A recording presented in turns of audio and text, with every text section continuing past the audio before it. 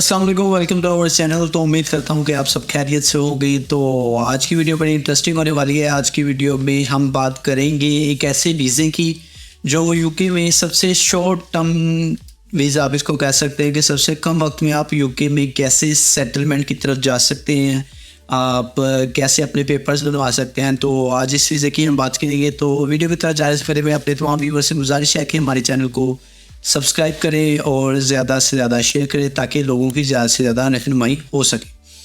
अच्छा, आज हम बात करेंगे यूके में ऐसा वीज़ा जो है इनोवेटर फाउंडर वीज़ा इसको बोलते हैं। अगर आप यूके की वेबसाइट में जाएंगे तो वहाँ आपको मिलेगा इनोवेटर फाउंडर वीज़ा। अब पहली तो बात यह है कि आपको बताना है कि इनोवेटर फाउंडर वीज़ा क्या है। इनोवेटर फाउंडर वीज़ा ऐसा वीज़ा यूके ने लॉन्च किया है ऐसे लोगों के लिए जो बिज़नेस करना चाहते हैं। कोई ऐसा बिज़नेस जिसमें कोई ना कोई इनोवेशन हो। ठीक है, इनोवेशन मतलब कि मुनफरिद जिसको हम कह सकते हैं, थोड़ा सा हटके जिसको बोल सकते हैं कि ऐसा वीज़ा जिसमें कोई इनोवेशन पाई जाती हो तो उसको वो इनोवेटर फाउंडर वीज़ा उस इंसान को दिया जाएगा। ठीक है, तो ये पहले वीज़ा चलता था बिज़नेस वीज़ा जिसे बोलते हैं, बट वर्क परमिट तो नहीं है, सॉरी है बिज़नेस वीज़ा जिसे बोलते हैं कि बिज़नेस वीज़ा आप इतना इन्वेस्ट कर रहे हैं तो उसकी लेकिन एक होती थी कि आपने इतनी अमाउंट शो करवानी है तो आपको वीज़ा मिलता था कि आपने इतनी इन्वेस्टमेंट करनी है।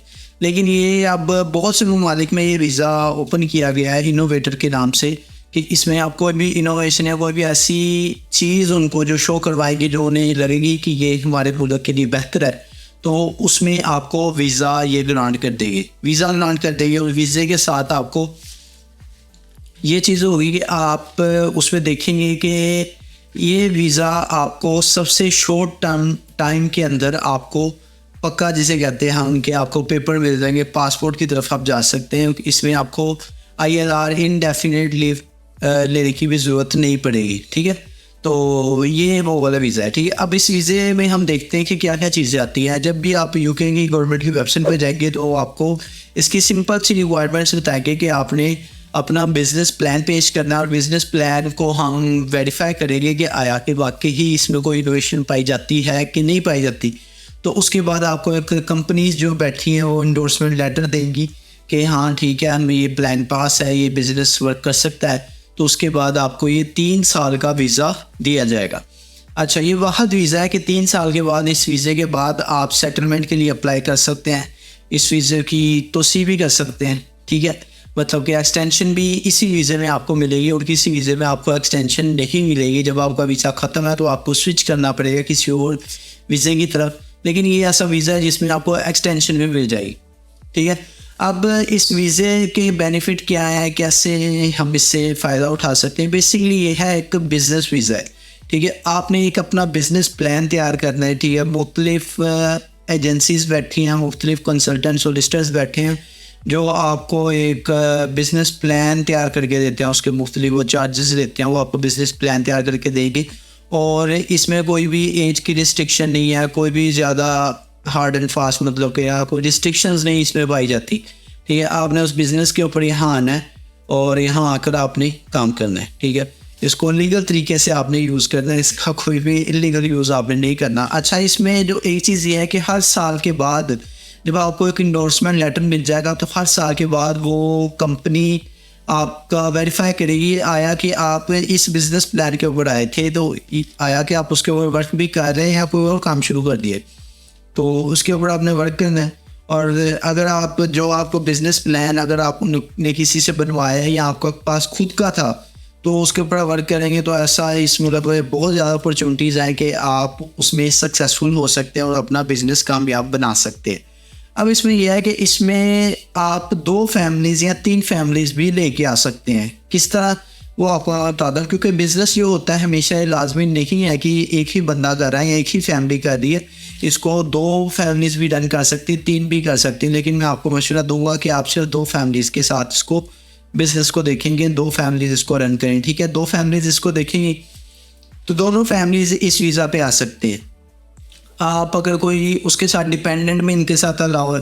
ठीक है, डिपेंडेंट के तो आपको तो बताया, अभी रिसेंटली एक रिपोर्ट आई है जिसमें यूके गवर्नमेंट ने बताया कि सबसे जो स्ट्रॉन्ग वीज़ा है ना वो यूके का डिपेंडेंट वीज़ा है कि जिसके ऊपर आपको हर किस्म की आज़ादी है, freedom of work, freedom every किस्म एवरी टाइप की जो है ना आप वहाँ उसमें काम कर सकते हैं, ठीक है। तो आप इनोवेटर फाउंडर वीज़ा अप्लाई करें, 2 फैमिलीज़ कर लेंगी, आपका जो बजट है वो हाफ रह जाएगा, दोनों कंबाइन कर लेंगे। उसमें आपने कुछ स्टेटमेंट शो करवानी है, वो राउंड अबाउट पाकिस्तानी अगर आप देखें या आप इसकी देखें यूके की, तो तकरीबन आपने कोई पाकिस्तानी 1 से 1.5 करोड़ रुपया आपने स्टेटमेंट का शो करवाना है, और साथ में ही आपने अपना अकाउंट जो है ना, जो बंदा बना रहा है उसको ये वीज़ा दिया जाएगा, ठीक है ना, जो उसने बिज़नेस प्लान अपना दिया है। इंग्लिश आती हो उसे वेल एंड गुड है, नहीं आती तो भी कोई मसला नहीं है। बिज़नेस यहाँ ऐसा कोई रिस्ट्रिक्शन नहीं है कि उससे इंग्लिश सीख के आनी। तो आप इनोवेटर वीज़ा के लिए अप्लाई करें, 1 साल के बाद वो आपकी वेरिफिकेशन करने आएंगे, दूसरे साल भी करने आएंगे।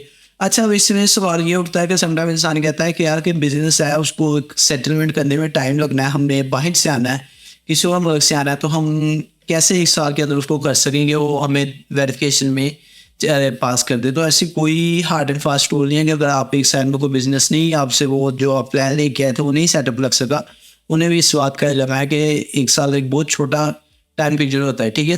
वो 1 साल में आप उन्हें कुछ भी कह सकते हैं कि ये मसला हो गया, आप उस पर वर्क कर रहे हैं या कोई भी वर्क शो करवाएं, ठीक है। अब नेक्स्ट ईयर फिर से आप काम करेंगे, नेक्स्ट ईयर वो आपसे वेरिफिकेशन जब देखने आएंगे तो कोई ना कोई आपने उसके ऊपर फॉर्म रख के कोई ना कोई वर्क किया होगा।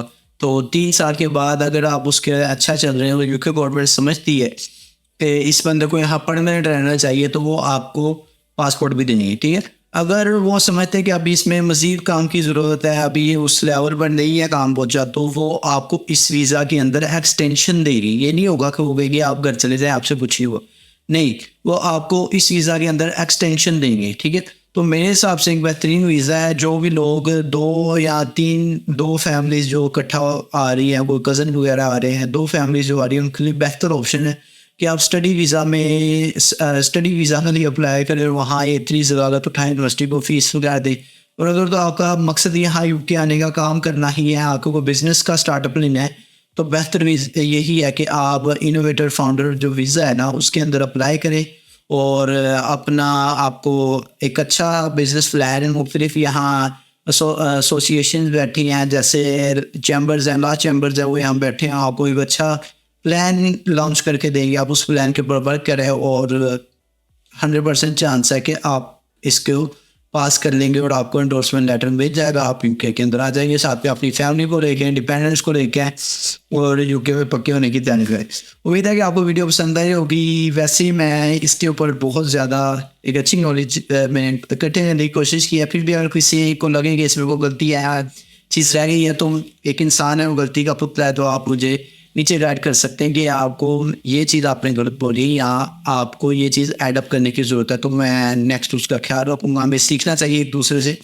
तो उम्मीद है आपको वीडियो पसंद आई होगी। अपना ख्याल रखिए। शुक्रिया। अल्लाह हाफ़िज़।